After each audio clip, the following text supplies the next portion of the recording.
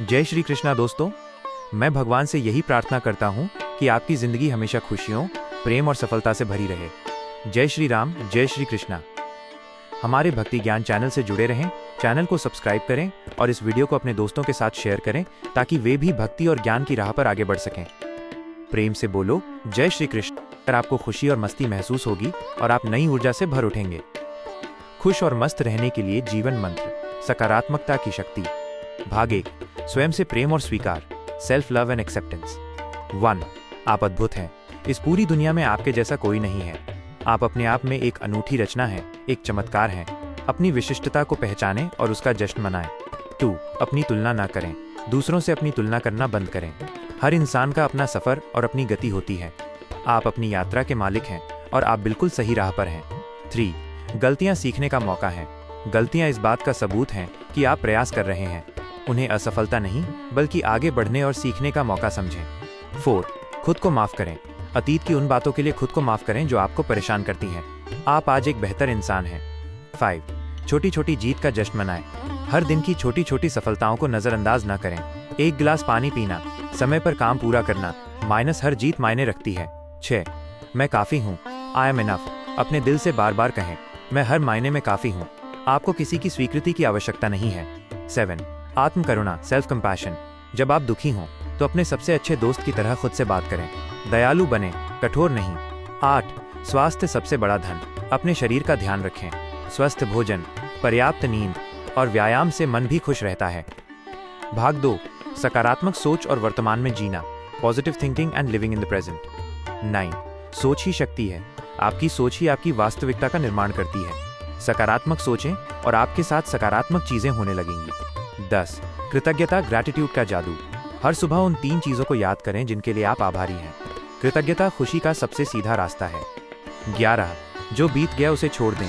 अतीत को पकड़कर रखने से केवल दुख मिलता है। जो हो गया उसे वहीं छोड़ दें। 12, भविष्य की चिंता नहीं। भविष्य अनिश्चित है और उसकी चिंता करना व्यर्थ है।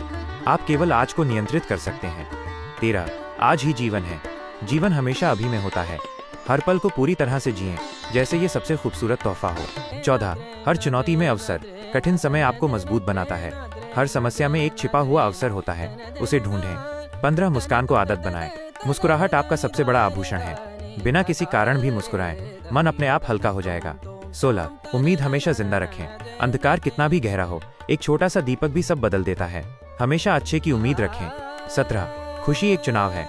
खुशी बाहरी परिस्थितियों में नहीं बल्कि आपके नजरिए में है।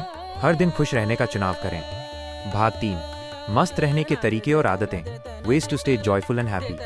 18, दिल खोलकर हंसें। बच्चों की तरह बिना किसी रोक टोक के हंसें। हंसी सबसे अच्छी दवा है। 19, प्रकृति से जुड़ें। सुबह उठकर सूरज देखें, पार्क में टहलें। प्रकृति की शांति आपके मन को सुकून देगी। 20, अपनी हॉबी को समय दें।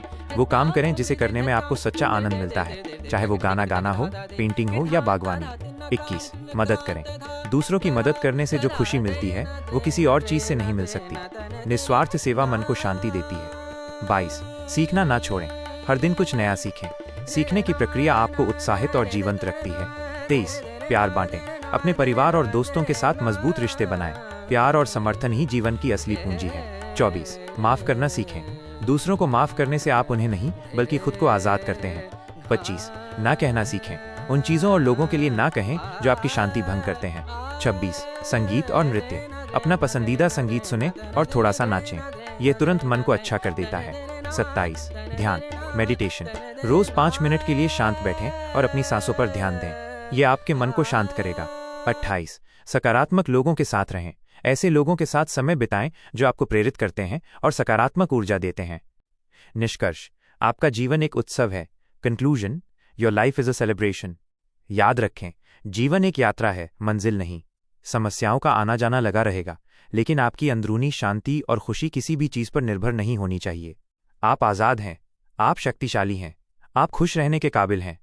हर सुबह उठें और कहें, आज का दिन खूबसूरत है और मैं इसे पूरी मस्ती और खुशी के साथ जीऊंगी। आपकी खुशी आपके हाथ में है। खुलकर जिएं और मस्त रहें। कर्मण्येवाधिकारस्ते, निष्काम कर्म का सिद्धांत। श्री कृष्ण कहते हैं, कर्मण्येवाधिकारस्ते मा फलेषु कदाचन, अर्थात तुम्हारा अधिकार केवल कर्म करने में है, उसके फल पर कभी नहीं। यही उपदेश भाग्य बदलने की कुंजी है। परिणाम की चिंता त्यागना।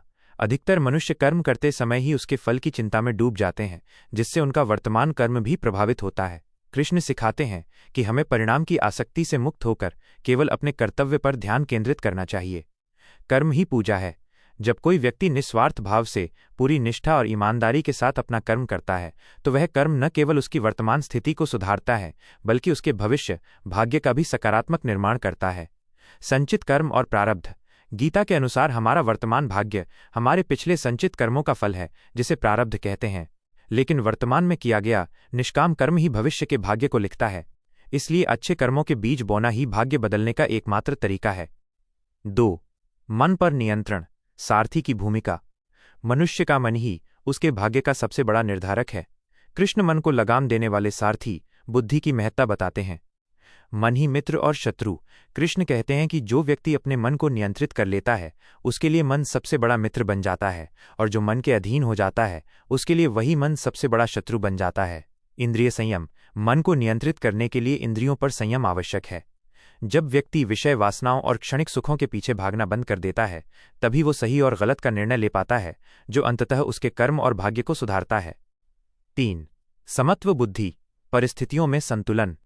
भाग्य बदलने के लिए सुख दुख, लाभ हानि, जय पराजय जैसी द्वंद्वात्मक परिस्थितियों में समान रहना अत्यंत आवश्यक है। समता का योग। योगः कर्मसु कौशलम। योग कर्मों में कुशलता है, और समत्वम योग उच्यते। समता ही योग कहलाती है। कृष्ण सिखाते हैं कि यदि व्यक्ति परिणाम की परवाह किए बिना और किसी भी परिस्थिति से विचलित हुए बिना अपने कर्मों में कुशल रहता है, तो वो योग ईश्वर से जुड़ाव प्राप्त करता है। डर और निराशा से मुक्ति। जीवन में आने वाली हर मुश्किल अस्थायी होती है। श्री कृष्ण कहते हैं कि मुश्किल समय में डर कर बैठ जाने के बजाय डटकर खड़े रहना ही असली वीरता है। निराशा को त्याग कर लक्ष्य को नहीं, बल्कि अपनी रणनीति को बार बार बदलना चाहिए। 4. आत्मज्ञान और आत्मविश्वास। सच्चा ज्ञान स्वयं को जानने में है। अमर आत्मा का बोध। कृष्ण अर्जुन को आत्मा की अमरता का ज्ञान देते हैं। जब मनुष्य ये जान लेता है कि वो शरीर नहीं बल्कि अमर आत्मा है, तो उसके सारे भय, मृत्यु, हानि, असफलता का भय समाप्त हो जाते हैं। ये आत्मविश्वास उसके कर्मों में शक्ति लाता है। स्वयं का आकलन। व्यक्ति को स्वयं से बेहतर कोई नहीं जान सकता। अपने गुणों और कमियों को जानकर उनका आकलन करके ही व्यक्ति अपने व्यक्तित्व का निर्माण कर सकता है और हर काम में सफलता प्राप्त कर सकता है। 5. भक्ति और शरणागति। अंतिम और सबसे सरल उपाय है ईश्वर के प्रति पूर्ण समर्पण। सर्वधर्मान परित्यज्य। कृष्ण कहते हैं, सर्वधर्मान परित्यज्य मामेकम शरणम व्रज। अर्थात सभी धर्मों, कर्तव्यों, विधियों को छोड़कर केवल मेरी शरण में आ जाओ। इसका अर्थ है अपने सभी कर्मों को ईश्वर को समर्पित कर देना और हर परिस्थिति में उन पर विश्वास रखना। विश्वास की शक्ति। ये विश्वास व्यक्ति को अपने सारे भय और संशय छोड़कर अपने कर्तव्य को पूरी शक्ति से करने की प्रेरणा देता है। जब व्यक्ति ये मानता है कि ईश्वर ने उसके लिए हमेशा सबसे बेहतर ही सोचा है, तो वो वर्तमान में पूरी तरह से जी पाता है। निष्कर्ष। श्री कृष्ण के उपदेशों का सार यही है कि भाग्य कोई अटल लकीर नहीं है, ये हमारे कर्मों का फल है। हम अतीत के कर्मों के फल को तो नहीं बदल सकते, लेकिन वर्तमान में किए गए निष्काम और धर्मयुक्त कर्मों से हम अपने भविष्य के भाग्य को लिख सकते हैं। अपने मन को वश में रखना, फल की आसक्ति छोड़कर कर्म करना और हर परिस्थिति में ईश्वर पर विश्वास रखना, यही वे मूल मंत्र हैं जो मनुष्य को अपने भाग्य का दर्शक नहीं बल्कि सशक्त लेखक बनाते हैं।